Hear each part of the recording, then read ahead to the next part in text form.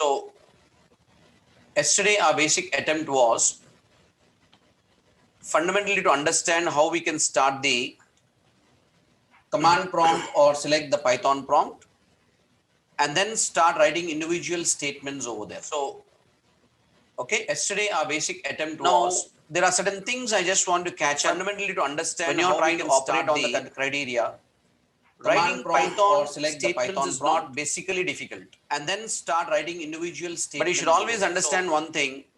When we design any particular Python implementation, there are certain things I just want to catch one single statement when you're not achieving the solution at any point of time. Writing Python or select the Python prompt. So with one single and then start writing statement, we cannot achieve the solution anytime, because to get the solutions, we need to have a collection of statements. I just want to catch one single statement when you're not achieving the solution. Is my voice is clear now? Is my voice is clear now? Okay. So any real-time problem can be pushed into a solution only by putting multiple number of instructions or multiple number of statements which are integrated after one another. Okay, which are integrated after one another. So I told you in yesterday's class, we need to always keep our mind as problem solution approach. We should not have anything other than that in our mind. If you are seriously looking into that particular specification as a criteria, then you should always understand one thing. When you write any Python program, okay, you just watch very good. When we attempt anything in Python, we can attempt that criteria of the Python code in 3 different ways. Okay, so Python instructions can be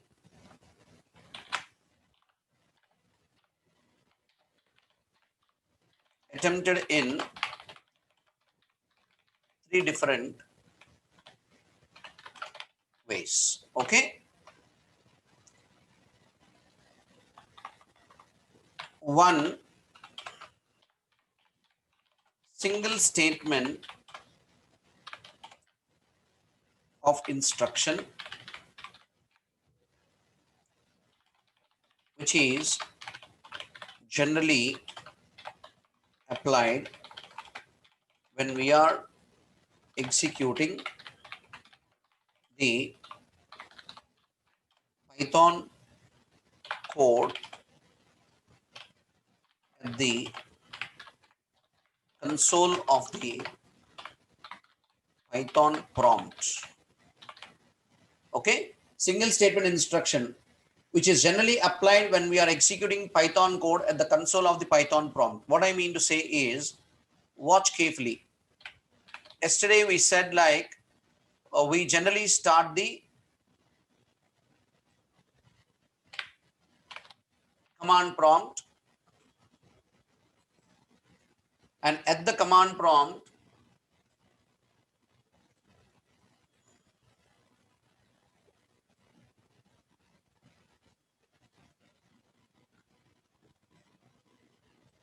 we are trying to write individual statements in the sense I'm first starting my Python. Now there at that particular prompt, I'm simply saying that 45 plus 35. That's a single statement of instruction. Are you catching me?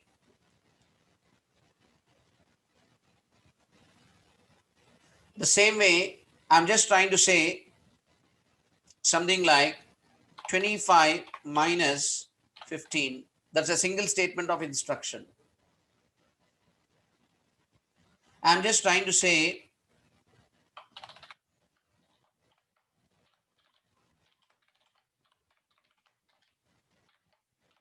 I'm just going with this message. So this is one single statement of instruction. Now with these kind of single statement of instructions, can we achieve any real-time requirement directly? Come on, definitely not. So we should always understand that these all instructions are individually executed, which are basically happening at the console of the Python.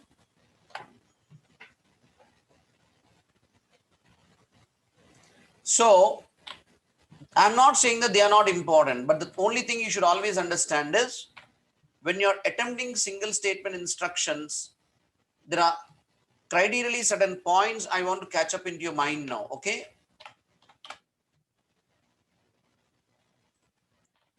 The second point is we can have a single operation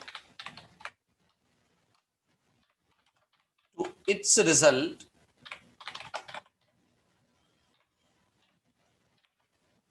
in evaluation, giving the advantage of verifying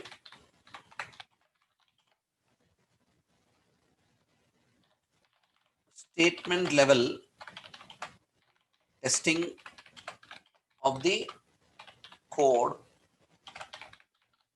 without associating the entire program for compilation and execution.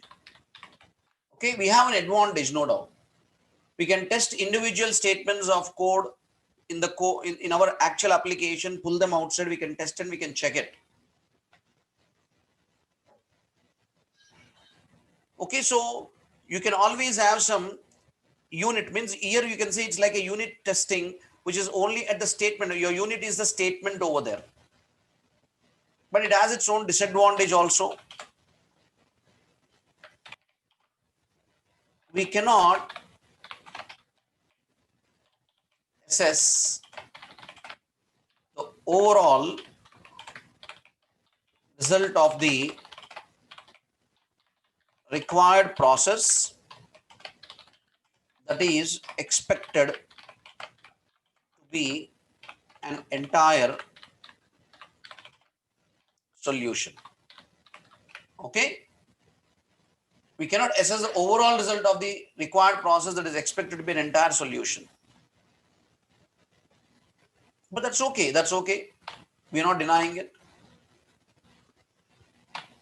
The second thing is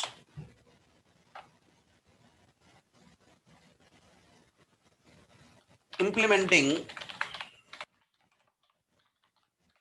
Python statements as a batch of code. Okay, implementing Python statements as a batch of code. When we say batch of code, one kind of methodology is Python script. Okay, we write the program in the form of a Python script. So Python script means what? We create a file with .py extension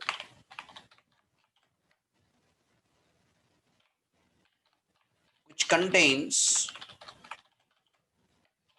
a set of integrated Python statements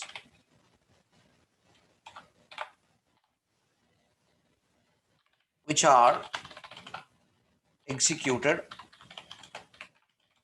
in a operational state of priority as defined by the logical order fixed by the developer. Okay, here the developer will fix the operational state of priority of the statements in a logical order, and he will specify that it is going to happen according to it. Am I clear with you? So all these statements together are stored into a Python script file and the file is released to the Python interpreter.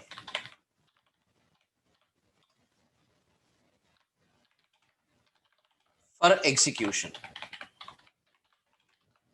as a bundle of instructions or a batch of instructions. Are you getting me?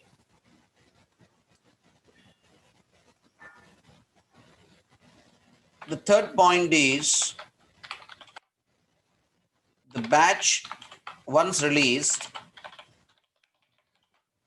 to the interpreter will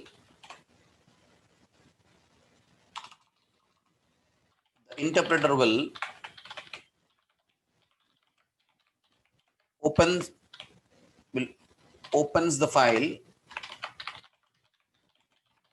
and sequentially or procedurally executes the whole batch and returns the final output of solutions. Okay, it returns you the final output of solutions.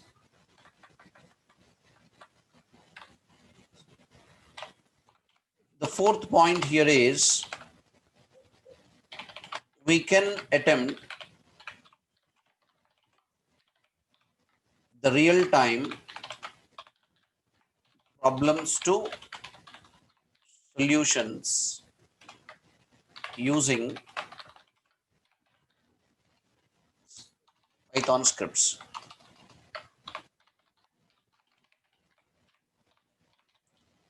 Okay, that's your criteria of the Python script implementation. So generally, at least when you're sitting in your interview rooms, you'll check whether you can really design the Python scripts. Now, when you come to the construct of the Python program,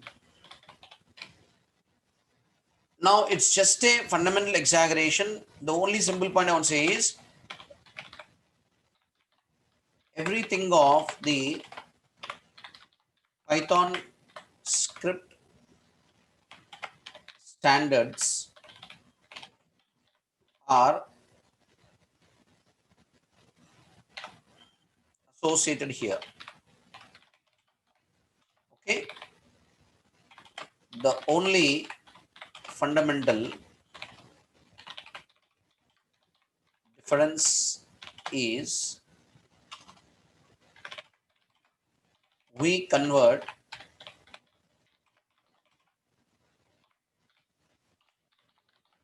Python script into a .pyc file, which is a binary or bytecode file of the Python instructions.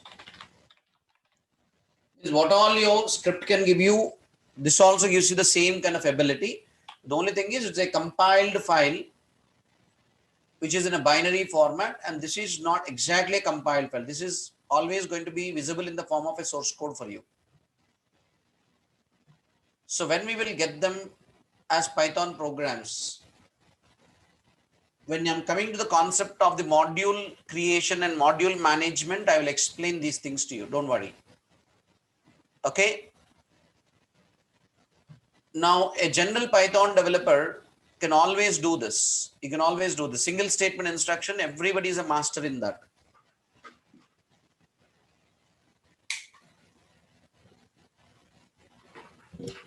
Okay. But making yourself move from this to this is technically important, because only when you can design Python scripts, you can always say that you're attempting for real time. You're attempting for real time thinking. and real-time integration like standards. If you can attempt your Python scripting, you're almost all doing Python programming itself. You don't need to worry about that, okay? Am I clear with you?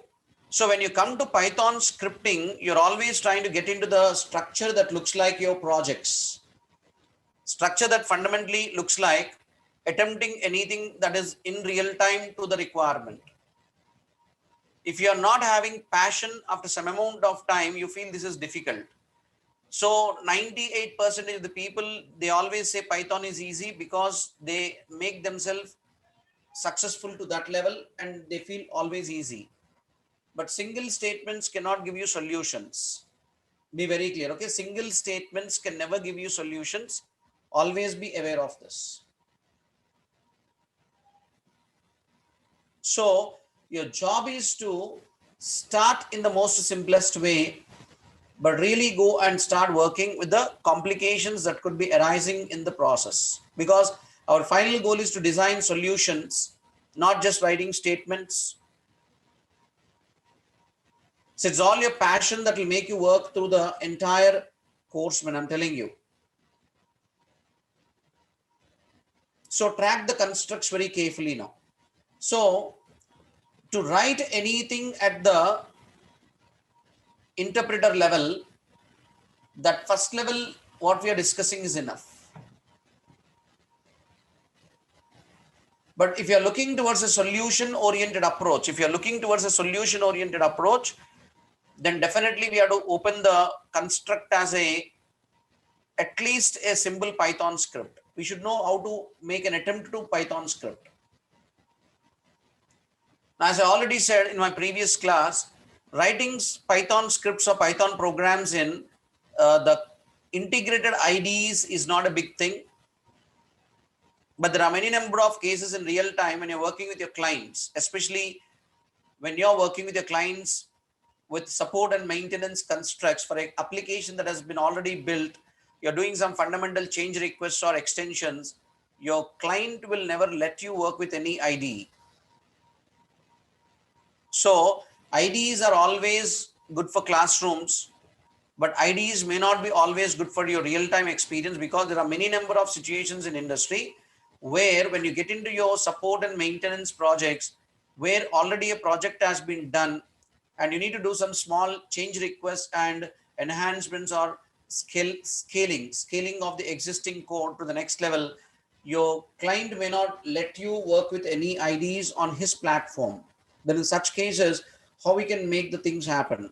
We can make the things happen only when we are working with the basic text editors that are provided, and then execute and check the code from the interpreter. So if you are operating with, say, like Windows based environments, then you definitely have a text editor called as what? Notepad. Because the default text editor for your Windows is Notepad. Now, maybe it's a Windows based environment. You may have another one or two kinds of editors provided to you, which could be Edit Plus, as I'm using in front of you currently, or it can be anything like Notepad++ also, or maybe any other kind of editor. So in Windows, we have wide choices for editors. We are not denying it. But when you get into your criteria of Linux or Mac implementations or Unix platforms, the only editor in Linux and Unix is what? VI editor. The only text editor that is provided to you is VI editor, or maybe with some latest enhancements in Linux, you can see it's a Vim editor, Visual Modern Editor. But finally, a VI editor is given to you. In that VI editor, you have to really open your code. You have to cross check where exactly the change is expected, search, complete, and then execute it and test it from the file system prompt from where you're actually operating. If it is your Mac machines, then you'll be having Emac editor, and in that Emac editor, you have to do all the changes, save and execute it. So what I basically prefer is, working with Python code in the corresponding editors, saving it to your file systems, then recognizing the location from where it is expected to be operated, you better see that you are able to execute your code as a batch by calling the Python interpreter. This majority of the beginners may not like, because they need to have some idea on the basic operating system commands and the path like construct. It's not a rocket science, man. If you can just follow me and you can just look into your video once again, you can just do it. So IDEs are good, but I don't prefer IDEs for first time learners directly. Okay. I hope you can understand my concern there. So let us start building a Python script. Okay. Let us build a Python script. Now just follow through my constructs. Okay.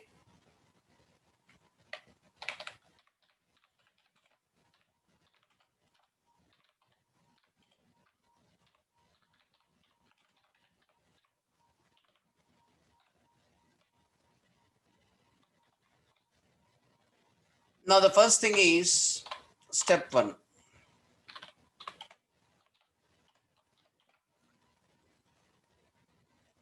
Confirm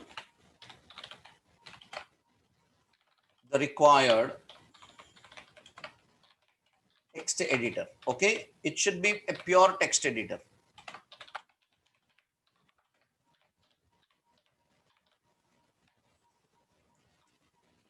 So your text editor can be anything according to your operating systems and everything. You can just say it is Notepad, or it could be Edit Plus. It can be Notepad plus plus. It could be VI, or it could be Emacs, or anything more what you can find in the markets. But finally, it should be a text editor. Be very, very clear about that. So I am taking for our classrooms, I am preferring Edit Plus. Okay, Edit Plus. So I'm just saying like open Edit Plus.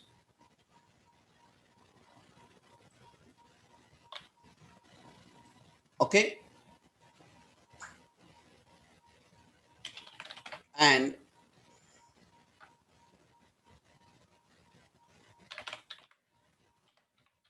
keep it ready with an empty new file.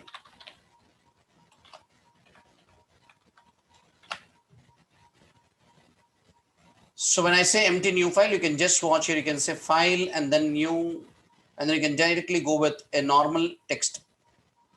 If suppose like it's configured for any Python editors, you can just even do that. Okay. If it's not there, don't worry. You just take normal text, or you can just say Control plus N.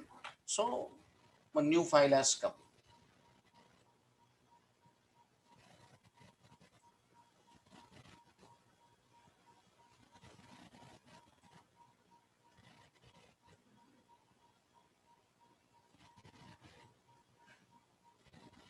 Clear? Now within this particular file, you step 2.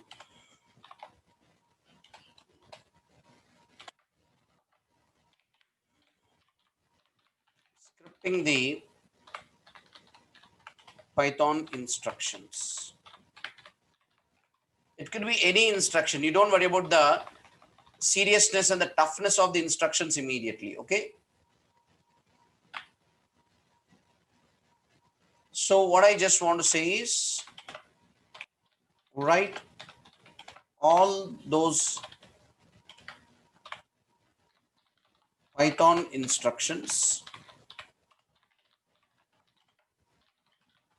that are essential to the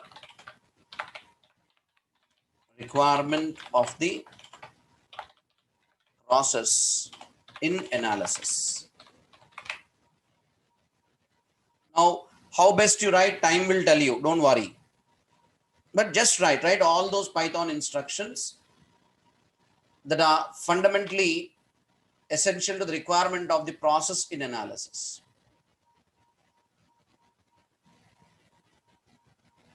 The only fundamental suggestion I want to use following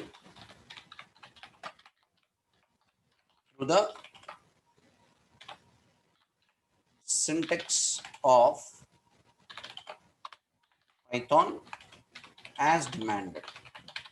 Okay, following the syntax of Python as demanded. So that's your second step. That's it. So just watch here. I'm just going with my construct. Here you should technically try to understand the version to which you are working. I told you 2 and 3. That's all. There's no other differences here. 2 is no more existing. So if you want, you can make a cross reference of it. But technically, I don't think you really need to think on the version separately. Okay. So I'm just trying to go with my criteria of the instructions. You can just watch. I want to execute some output. So I'm calling my print function. And I'm just trying to say like, welcome to the world of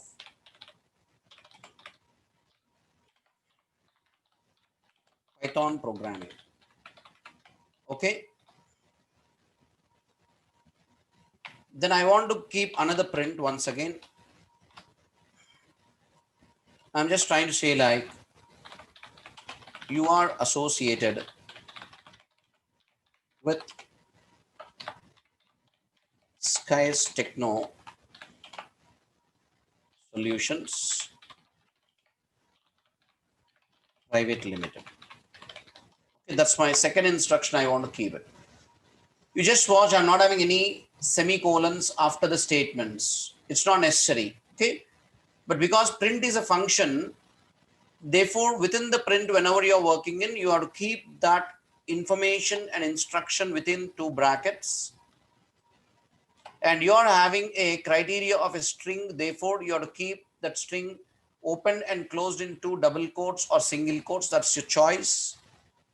So normally what happens as variations, I'll tell you, you're a student who is coming from previous experience of programming languages like C, C++, and Java. Automatically, your fingers will go with the double quotes because that has been a habit for you when you're part of that particular technology.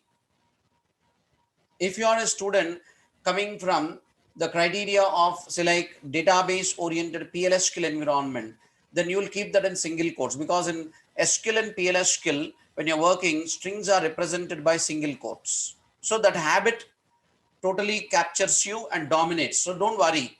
So you cannot say, sir, my colleague is keeping in double quotes. I'm getting into single quotes. Don't worry, man. Your colleague could have come from C, C++ and Java background into Python. You are coming from a PLSQL or SQL background. You are with single quote. So these things happen. Don't worry about all such kind of constructs. Okay. Am I clear with you? Now, sir, I've seen some people, they're keeping semicolon after the code. Don't worry, you don't need, but somebody is keeping it. So this person has come from a background of some programming languages previously where he's put pressure to follow that semicolon compulsorily. That habit is continuing.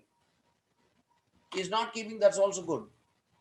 So don't try to look into certain kinds of instructions that look like a difference from one particular person to another person at any point of time. Clear?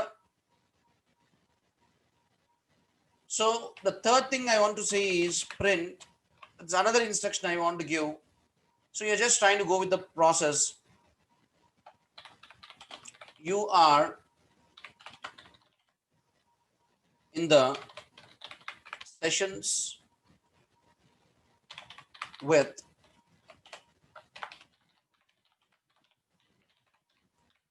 okay, that's what I'm mentioning as my third instruction. Then I'm saying print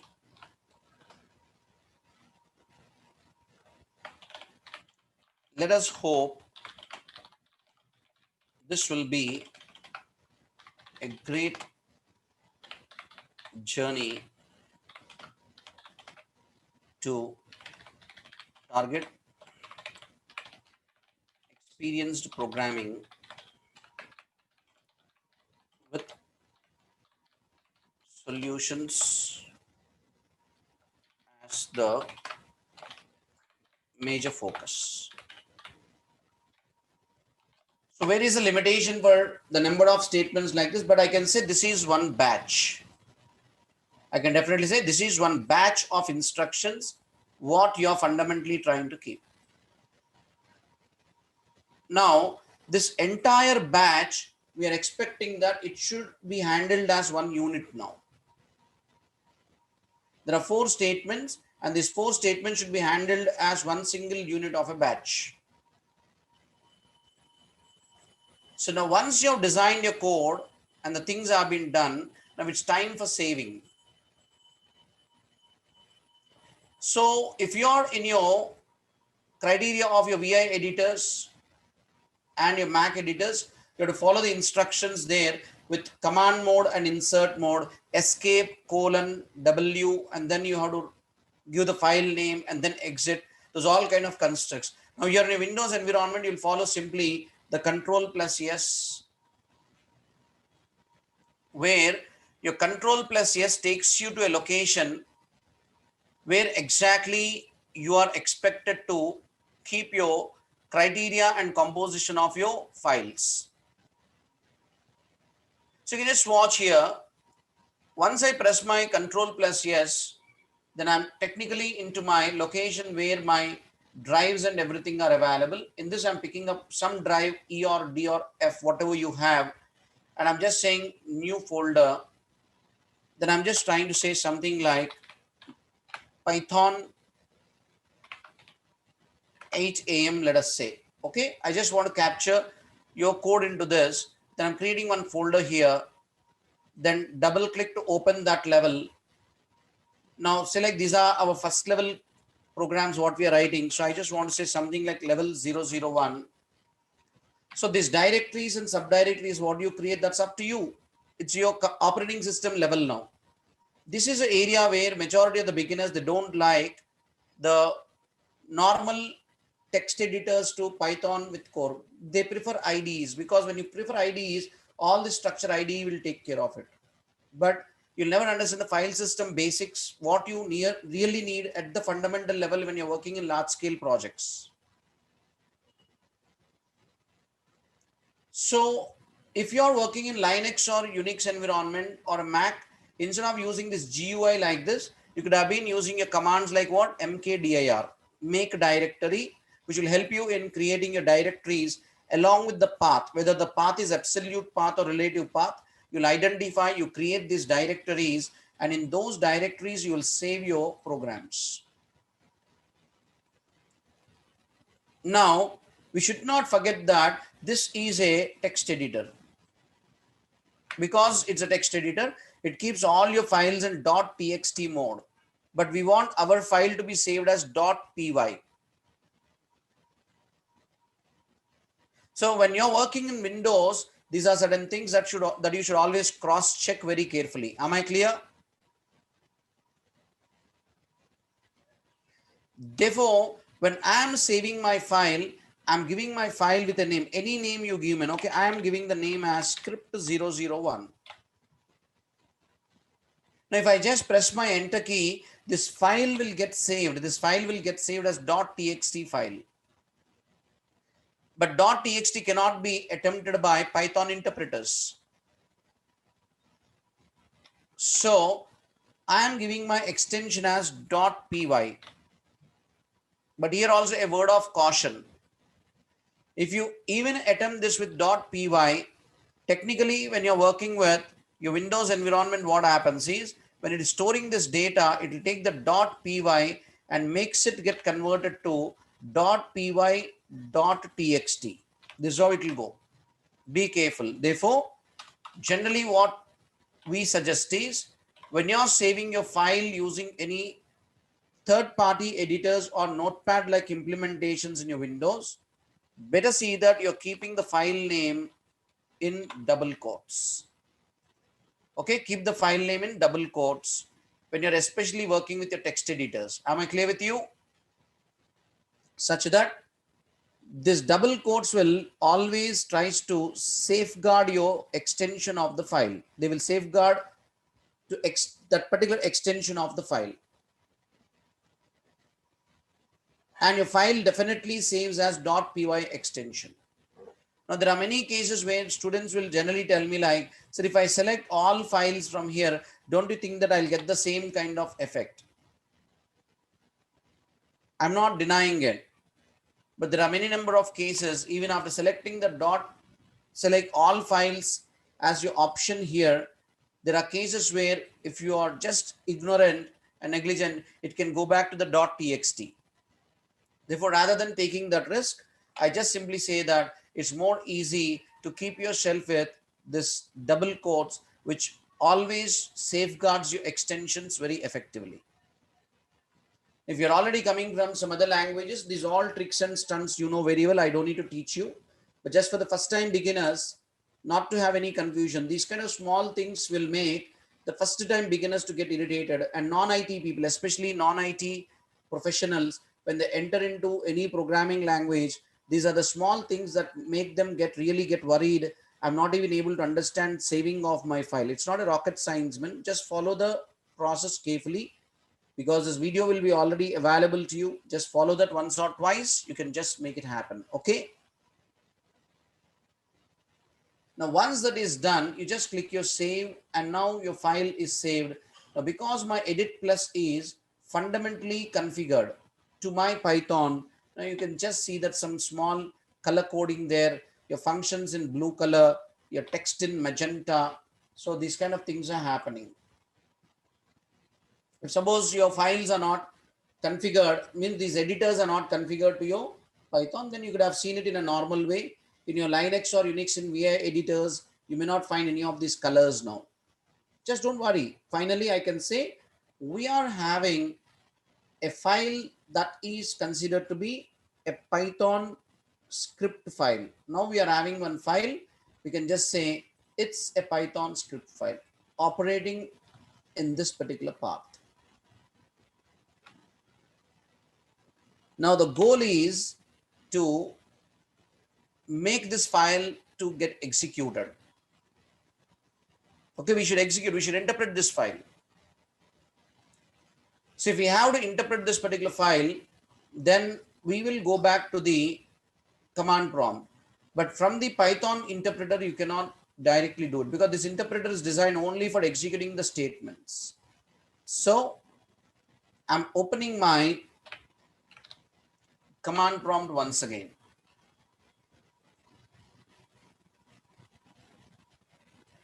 Okay, I'm opening my command prompt once again.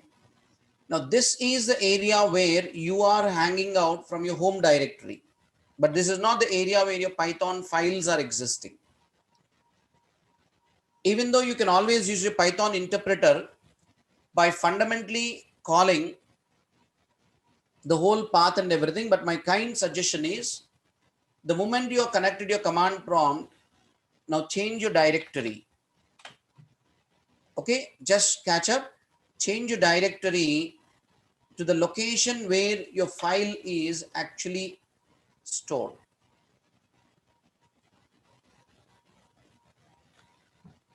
Okay, change your directory to the location where your file is stored. Now here a word of caution. When you're naming your directories, when you're creating and naming your directories, please see that you're creating your name and naming of your particular directories in such a way that technologically you don't have any in-between spaces with them. Okay, in-between spaces should not be there. There's a good way. Sir, my Windows is accepting the spaces, but follow to the standards what the interpreters can look into. Now, I'm just opening up the location where my file is fundamentally expected to be there. So, you need to just keep the path where exactly you are fundamentally having that location of the file.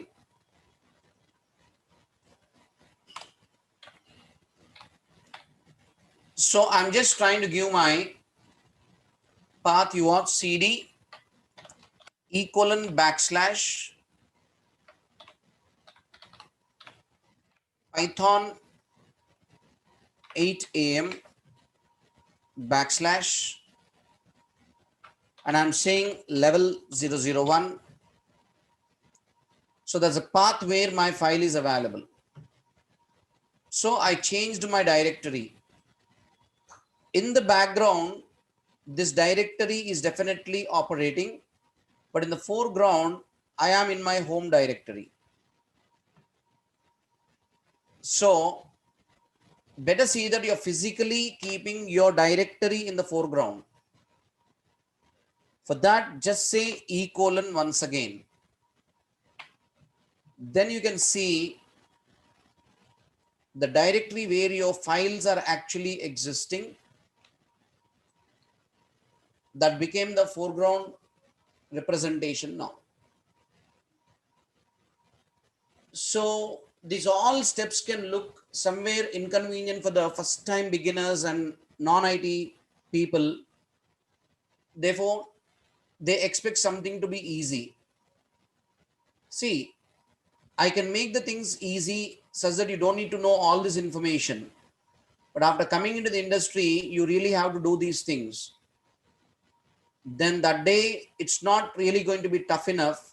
It's not just going to be tough, but it will become a problem for you because you're really struggling only with your fundamental operating system level commands and you don't know what is a path, how to change the path, how to create these all things you don't know. And your system will always start putting pressure on you. So start now itself, because every person is entering into the industry, he should have definitely the fundamental exposure to the operating system commands and operating system environments, whatever it might be. Now, generally students ask me like, sir, do I need to learn Linux or Unix?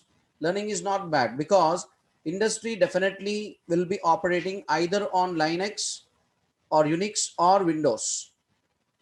Now, Windows is something you can always practice from your personal machines, but industry is having either Linux or Unix or Mac, doesn't matter. So if it is Mac, don't worry. Linux and Unix and Mac look into the same kind of environmental style. Therefore, you learn any one operating system, that's always good. Now here, if you just say dir, we can see our file. This is a file that we are expecting to execute now. And this file is in this particular path and we are already into that particular piece of the path now. So change your path physically to the location where the file is available. Clear? These are all only one-time discussions I'm telling you.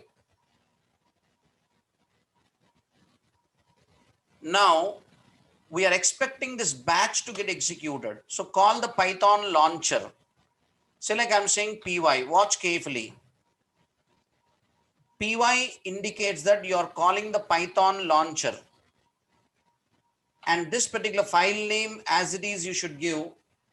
In your Windows environment, it is not case sensitive towards the file names, but in Linux or Unix, file names and path and everything are case sensitive.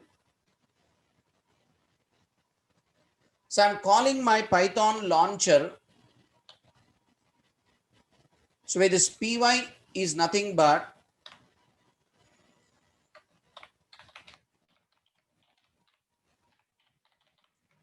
Python launcher, which calls the Python interpreter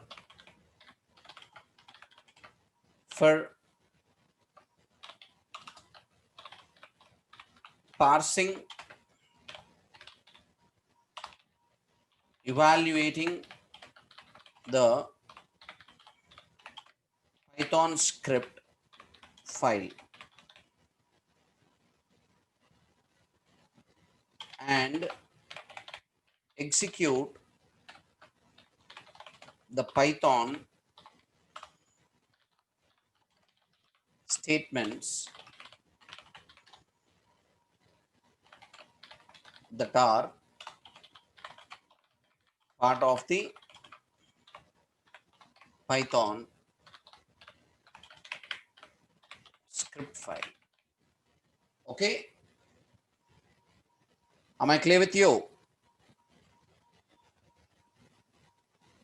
So technically, whenever you're working through this, you're just saying that please open this file and start reading each line of instruction from the file and hand over that particular file to the interpreter with those instructions and let the interpreter do the work. Now, since you're in the same path where your file is existing, the Python launcher will automatically start the process by calling through the requirement. Am I clear with you? Is that clear? So it's 3 instructions or 4 instructions. I don't think it will make any difference now.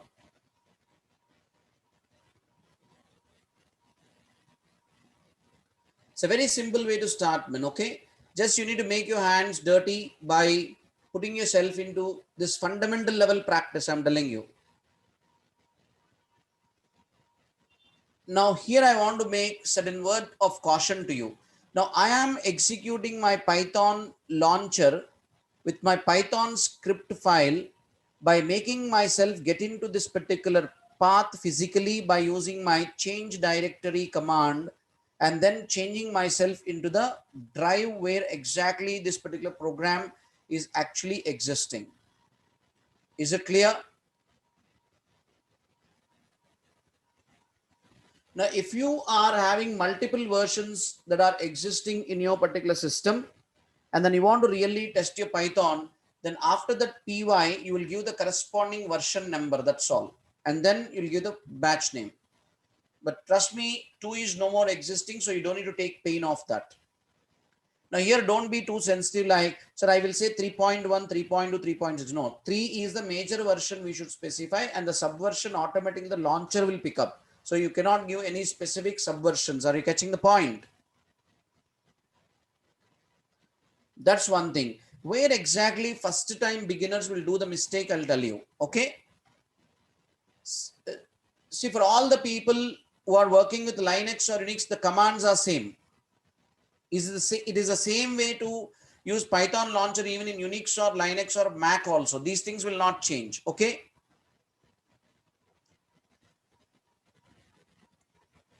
Now, where exactly you could be doing the first level mistake when you're working with the first Python script. See, when you're working with your interpreter, you don't have any particular issue, man. You all people will feel very happy when you're working with the normal interpreters. But for non-IT students, first time when they're attempting a Python script and all this looks like a rocket science for them, and they will do only the mistake of changing the paths and everything. Mirza, as I already said, you don't need to really think about your subversions, okay? Python launcher will take care of that subversion manage. Only if it is a main version difference only, you should mention the versions. For subversions, you don't need to mention anything, okay?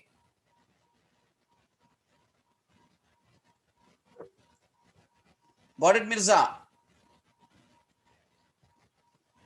Now, so where the mistakes will happen, let me show you. So like I'm once again in my home directory. The first time mistake what majority of the students will do is they will directly call the Python launcher like this. But this file is not existing in this path. Therefore, technically when they execute it, they'll be getting can't open the file.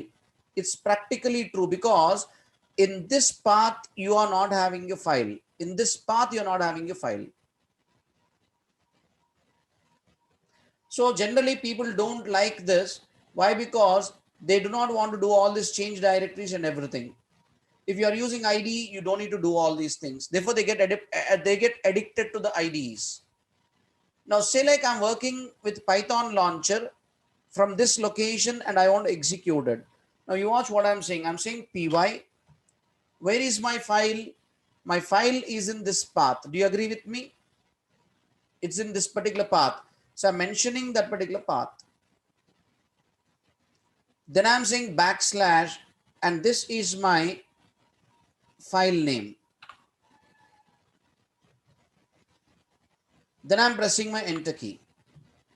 So there are only two things now. One, either you type your path every time you execute your file, keeping yourself in the home directory always, or you better change your directory to the location where your Python files are existing, and then directly call the corresponding Python launcher only by giving the file name. Decision is yours. I don't force you. Whichever one you are feeling it is flexible, you can follow that. Okay. But I always prefer this method. Why? Because if I'm working for multiple number of programs that will always be in this path only. Now, why I should type this path again and again every time? So it's better I change my path once, and then I can just call my file for my Python launcher very effectively. It's okay. Everybody has his own flexibilities and his own associated conveniences. I'm not denying it. Whichever is better for you, you follow it. Okay.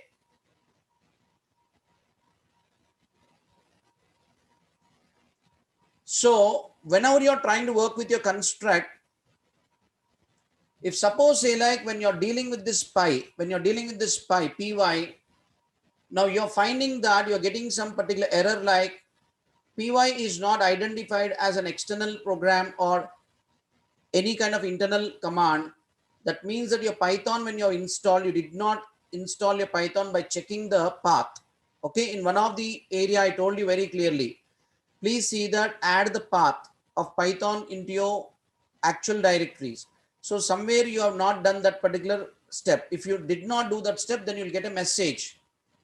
Py is not recognized as an internal or external command. So it is very clearly saying that you have not installed your Python by adding the Python path into your particular drive. Especially this can happen when you're working with your Linux or Unix environments where path configuration should be done externally, explicitly in your Linux and Unix environments.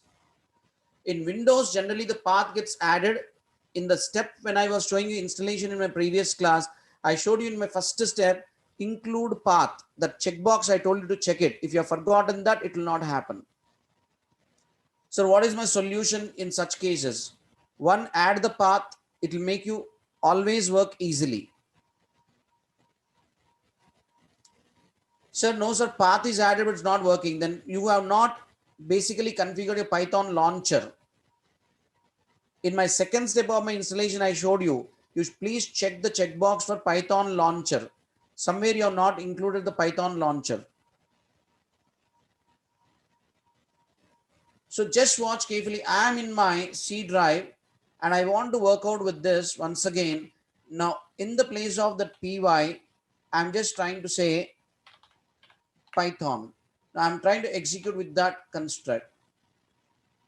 Now, py is a short form to your criteria of the Python actually. So if Python launcher is installed and configured, it should happen with py. Else technically try with Python totally. So even then it's not happening. Then type Python hyphen version, let us say, and technically you're not getting your Python versions, means somewhere your Python path has not been added.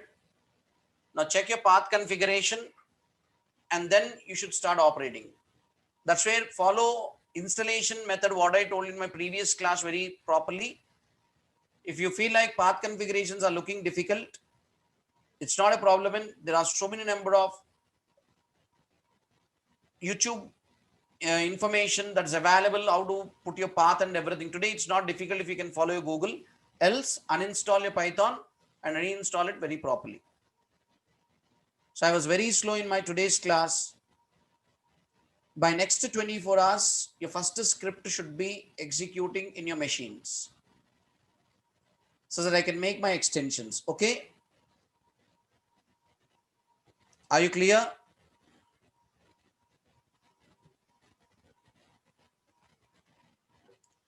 So let us see how we'll start making ourselves extended on these things in next 24 hours. It's a very small way to start. I did not trouble you with heavy lot of pressure of what you have to do today. Just made you understand the process. Just do this. Follow the video again and again till you feel it's comfortable to you. That saving, extending the keeping the extensions properly and executing. Thank you, gentlemen. Once again with you tomorrow. Have a nice day. Take care of yourself.